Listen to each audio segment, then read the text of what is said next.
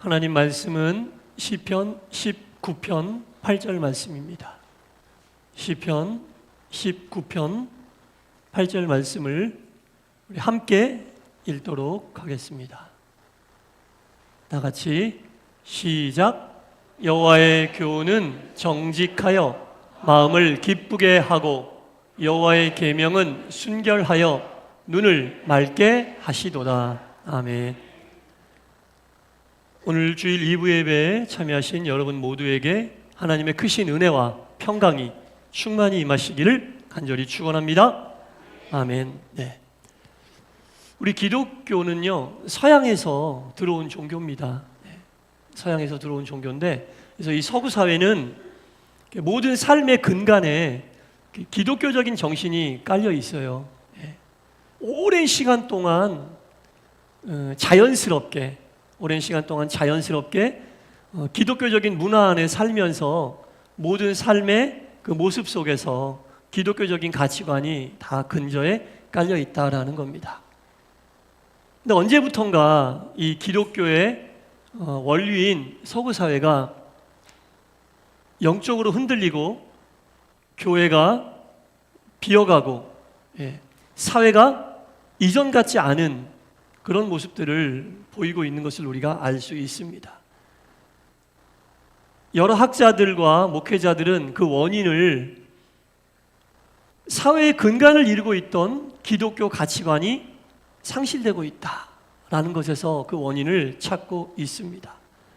성윤리가 실종이 되고 성 정체성이 혼란해지면서 이 동성애가 활기를 치게 되고 또 배금주의, 또 인종적인 갈등 등 여러 가지 문제들이 서구 사회 속에서 계속 점점점 그 수위를 높여가고 있다라는 겁니다. 이것은 오랜 시간 동안 그 사회를 지켜오고 있던 기독교적인 가치관이 흔들리기 때문이다라고 보는 것이 저도 틀리지 않다고 생각합니다. 사회 속에 뿌리내리고 있던 기독교 정신, 곧 하나님의 말씀이 붙잡아주던 그들의 삶이 이제 그것이 점점점 멀어지고 말씀에서 벗어나면서 그들의 사회 전체가 흔들리게 되는 그러한 현상까지 오게 되었다라는 겁니다. 십계명은 청교도 정신으로 서구 사회의 근간을 이루고 있었던 아주 중요한 삶의 덕목이었어요. 그러나 지금은 성경이나 나오는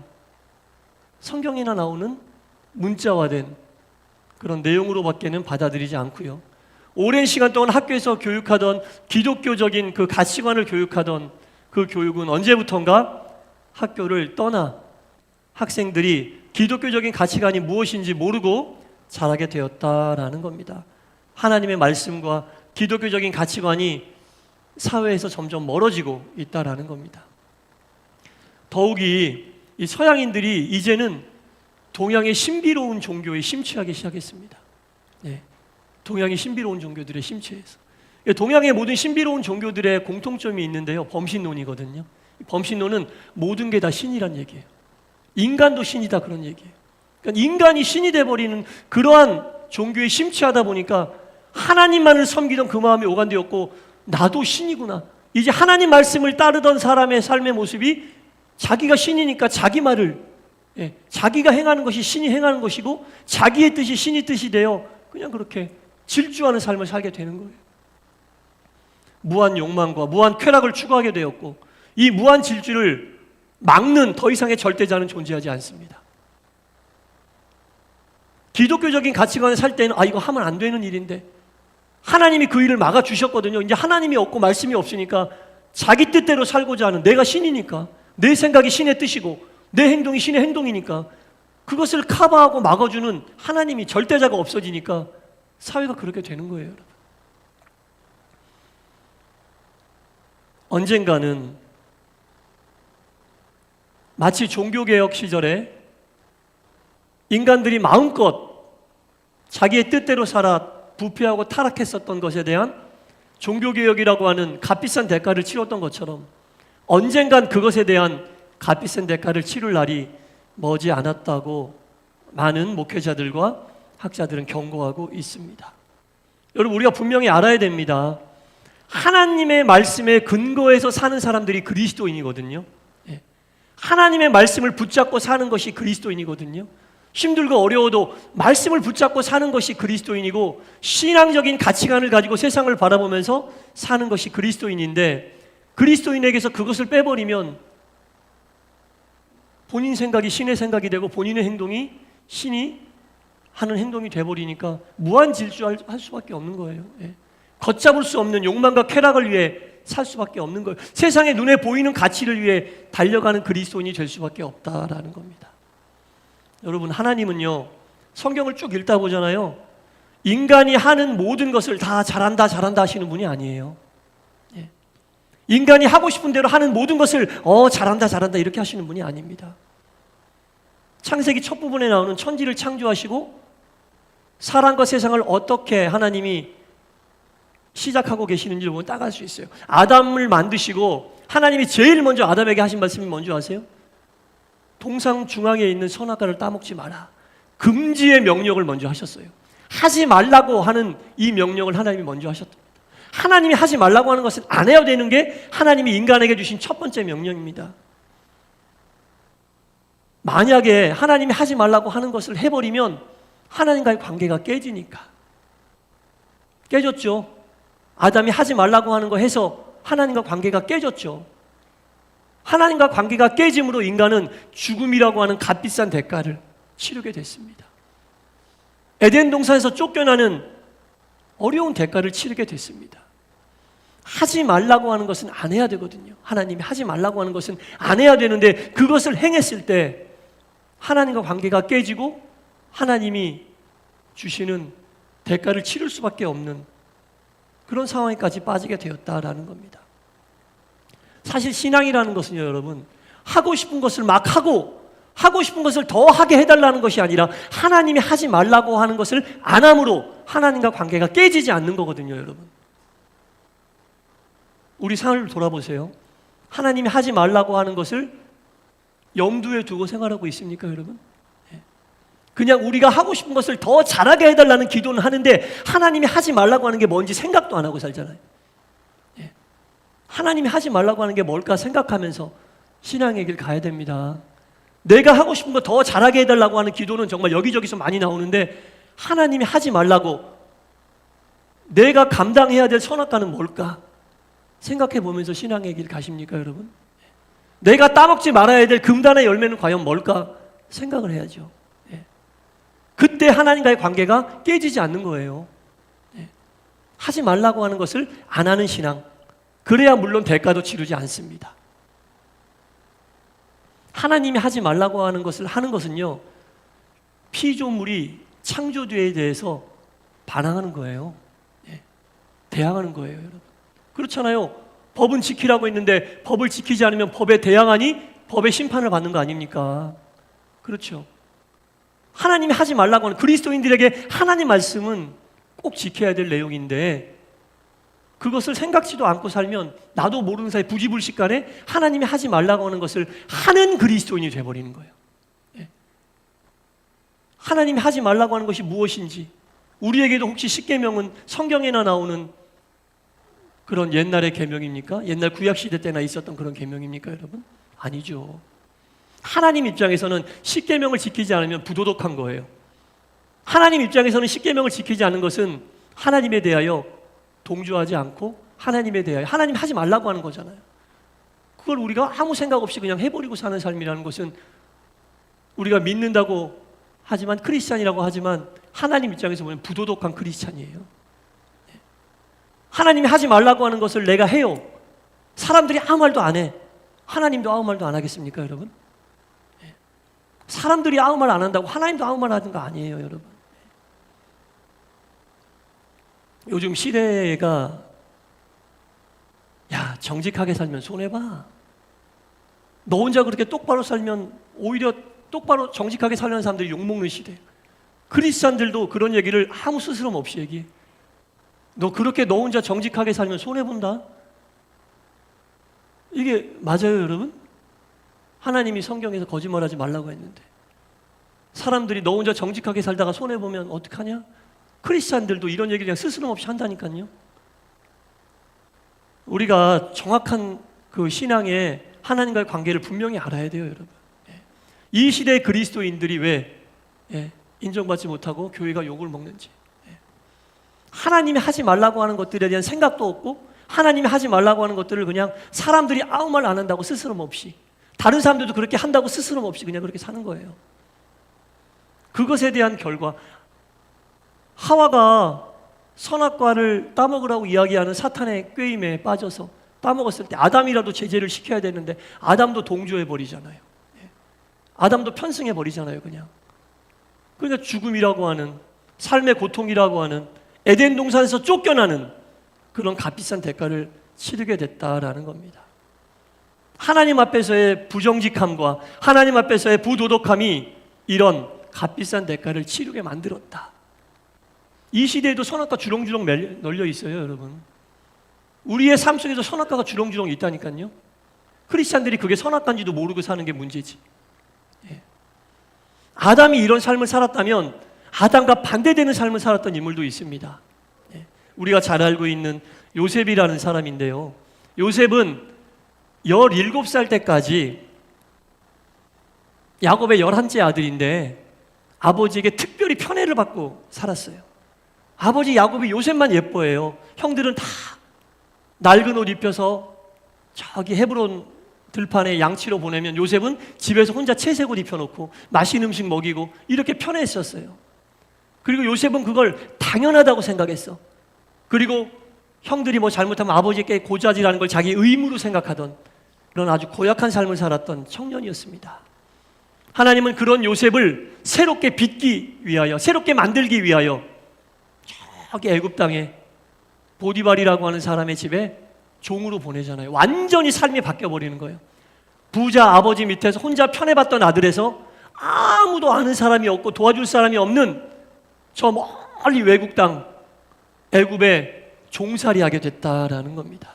근데 요셉이 우리에게 이 교훈을 주는 대목은 그 바뀐 환경을 원망하고 불평한 게 아니라 그 생활에 그냥 적응을 해버렸다는 거예요. 성실하게, 빨리 현실을 직시하고 성실하게 적응했더니 그 집 주인이었던 보디발이 그를 인정하고 그 집의 모든 살림을 다 맡겨 그 집의 총무 역할을 하게 되었다라는 겁니다. 열심히 총무의 역할을 하니까 보디발이 전 재산을 다 맡기고요, 그 신임은 더 두터워졌습니다. 그러니까 결국에는 너 우리 집에 있는 거 네 맘대로 다 관리해라. 한 개만 빼놓고. 뭘 빼놔야 돼요? 보디발의 아내, 보디발의 부인만 빼놓고 다 네 마음대로 굴리고 확장하고 다 네 마음대로 관리해라.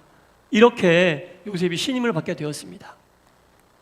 근데 요셉에게 있어서 선악과는 자신의 주인이 단 하나 관리하지 말라고 얘기한 보디발의 부인이었어요.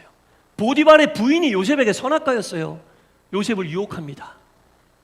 청년 요셉을 보니 요셉을 유혹합니다. 매일매일 유혹해요. 같이 잠 좀 자자고. 유혹을 하는 거예요. 그때 요셉이 이 보디발의 아내에게 뭐라고 했냐면 창세기 39장에 보면 자세히 나와 있는데 이렇게 얘기합니다. 마님, 내 주인이 이 집에 있는 모든 것을 다 내 손에 주어 내가 관리합니다. 그러나 한 가지만큼은 주시지 않은 게 있는데 그게 바로 당신입니다. 당신만큼은 내가 어떻게 할 수 없습니다. 왜냐? 내 주인의 아내이기 때문입니다. 만일 내가 당신의 유혹에 넘어가 큰 악을 행하면 내가 하나님 앞에서 죄를 짓는 것입니다. 이렇게 얘기했어요. 여러분, 보디발이 요셉에게 명령하여 그 명령을 지키지 않으면 요셉은 그 명령을 내린 보디발에게 죄를 짓는 게 맞는데 요셉은 그렇게 얘기 안 해요. 내가 당신의 유혹에 넘어가 당신과 같이 잔다면 큰 죄를 지어 하나님 앞에서 내가 죄를 짓게 되는 것이다. 하나님 앞에서 죄 짓는 거라고 얘기합니다. 네, 요셉은 분명히 알았어요. 보디발의 아내가 자기가 따먹어서는 안 될 선악과라는 것을, 금단의 열매라는 것을 알고 있었습니다. 그래서 이것은 하나님 앞에서 죄 짓는 거라고 분명하게 얘기하고 있습니다. 우리 주변에요, 우리를 유혹하는, 너 혼자 정직하게 사냐? 너 혼자 그렇게 바르게 산다고 뭐 달라지냐? 우리 그리스도인들의 신앙의 양심을 흔들리게 하는 경우들이 있습니다. 그거 다 선악과예요, 여러분. 그거 다 선악과예요, 여러분. 하나님 앞에서 죄 짓는 겁니다. 사람들은 그것에 대해 아무 말도 안 할 수 있어요. 그러나 하나님은 분명히 나중에 물어보세요. 우리는 그 얘기를 하나님 앞에 가서 다 설명해야 돼. 그거 다 선악과입니다, 여러분. 하나님 앞에서 내가 어찌 죄를 지을 수 있겠나이까? 이렇게 얘기합니다. 집주인을 통해 내린 명령을 하나님의 명령으로 알고 나는 그것을 어길 수 없다라고 이야기합니다. 단호하게 거절을 하는데 이 유혹은 끝이 나지 않아요. 그래, 네가 안 넘어오나 보자. 계속 그 다음 날부터 요셉을 더 강력하게 유혹을 하는데 결국은 요셉이 넘어오지 않자 자신 남편에게 거짓을 고해 요셉을 억울하게 감옥으로 보내잖아요. 이상하잖아요.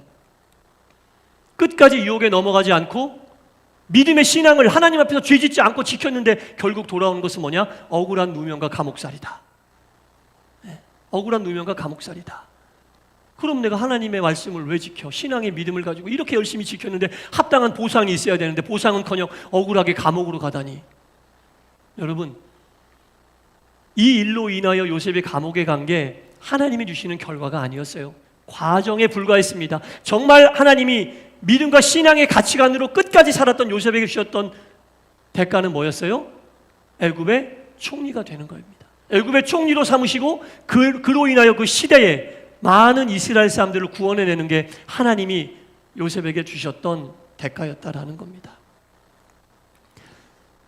만약에 요셉이 이 보디발 아내의 유혹에 넘어가 잠깐 순간적인 쾌락은 얻을 수 있었을지 모르겠으나 그 짧은 쾌락이 끝이 났으면 이제는 이 보디발의 아내는 요셉은 불륜의 상대로 제거해야 될 대상이 돼버려요.